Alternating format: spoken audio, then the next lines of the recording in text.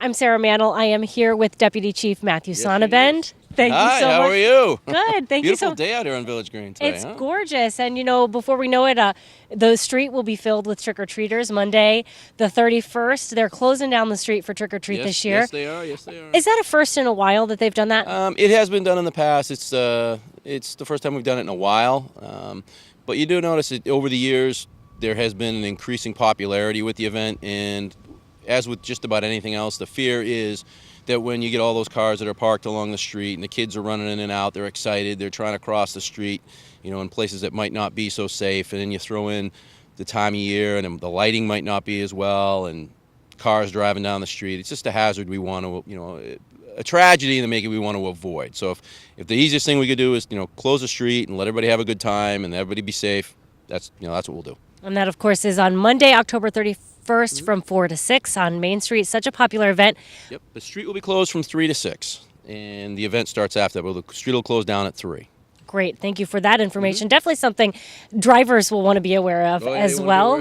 Yeah. And then I want to talk to you, if someone's maybe not heading to Safe Trick or Treat here on Main Street, Hyannis, they're going to go out late at night or when it's darker outside. What are some things they need to be thinking of and parents should be reminding their children as they head out just to keep them safe? Well, a lot of it is, Sarah, a lot of it is basic common sense, and a lot of it also is the same things we exercise every day. You want to walk on the appropriate side of the street, walk with a sidewalk if it's possible.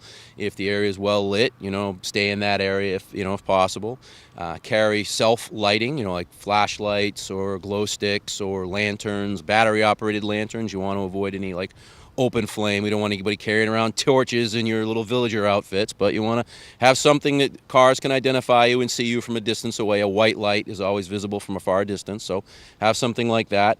Reflective tape on your costumes. I know the kids really think it's really cool to put a lot of reflective material on their scary costumes, so put some reflective material on there or on your bags or something like that.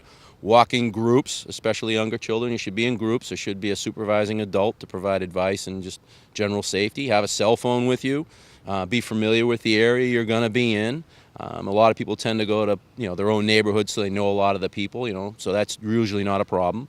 Avoid going into houses. You want to stay outside of people's houses, especially people you do not know, unless you have an adult or someone else with you at the time.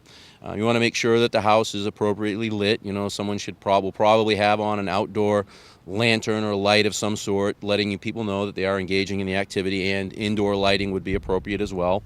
Also, you may want to consider your costume choices. You don't want to have anything you can trip on, or you don't want to have anything that's going to obstruct your vision or make you difficult to see for motor vehicles and and things like that.